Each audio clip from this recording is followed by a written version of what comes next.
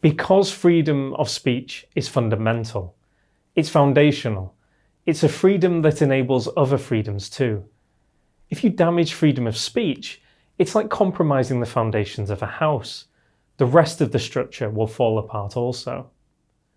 Without the freedom to speak, we can't fully enjoy freedom of religion, assembly, protest, or even enjoy a full life with family and friends. Speaking freely enables our ability to think freely. If we cannot hear and debate new ideas or information, we cannot have a fulsome mental life either. In addition, Christians believe God has spoken to us in words.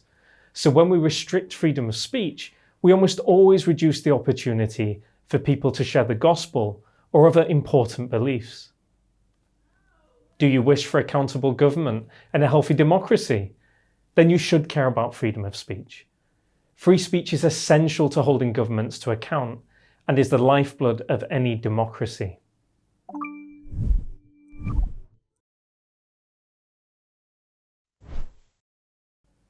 Your freedom to speak is something you have just by virtue of the fact that you're a human person.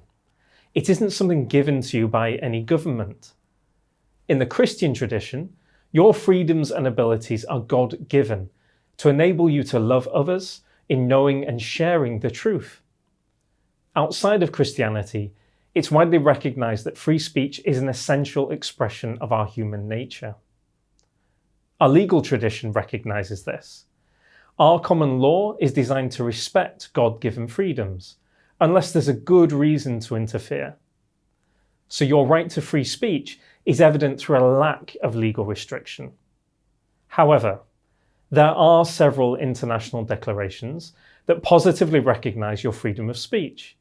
The Universal Declaration of Human Rights, the European Convention, and our own Human Rights Act all recognize your right to speak freely.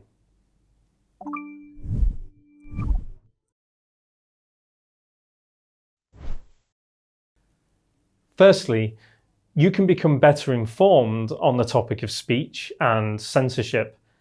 I highly recommend the book called Censored by Paul Coleman, which charts how freedoms have been restricted and recognized in Europe in the modern era. Of course, you can also write to your MP and use some of the material from this video or our other publications to help you. Ask them to ensure there are robust protections for freedom of speech in upcoming legislation. Every letter they get emboldens them to speak out in Parliament. You can also submit your views to the government directly through the various consultations it holds. We'll keep you informed of these opportunities if you subscribe to our email updates. Lastly, please pray for us and support our ministry. As you know, freedom of speech is a particular focus for us, and every prayer and every donation enables us to better work with the government and other like-minded allies. If you haven't already, do sign and share the open letter to the Prime Minister at www.protectfreespeech.uk.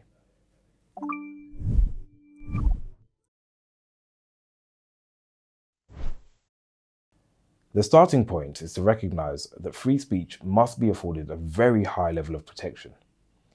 UK law protects speech that may be considered to be controversial, shocking, or disturbing.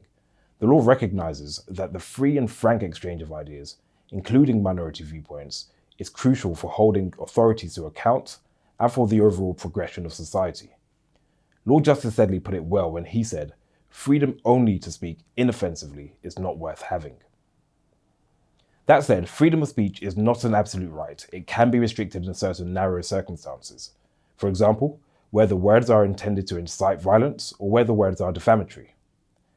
However, the law requires any restriction of speech to be carefully and sensitively assessed on a case-by-case basis.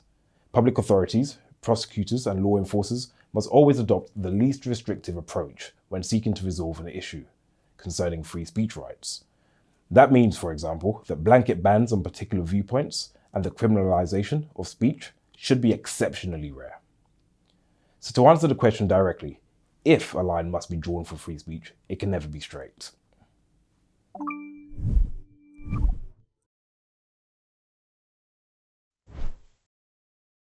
there is no legal definition of hate speech. However, the police and the Crown Prosecution Service have agreed to categorize hate crime as any criminal offence which is perceived by the victim or any other person to be motivated by hostility or prejudice and based on a person's disability, race, religion, sexual orientation, or transgender identity. This definition of hate crime can be problematic. For example, it emphasizes the perception of the victim instead of the intent of the offender. This can confuse people's understanding of the scope of hate crime and mislead some to believe that the mere perception of hate can amount to an offence. There are also specific offences in the Public Order Act 1986, which criminalises behaviour intended or likely to stir up hatred on the grounds of sexual orientation, race and religion. However, the Act includes specific free speech provisions which protect those who are simply criticising another's beliefs or those who are teaching or preaching religious doctrine, including that relating to sexual conduct and intended to convert others.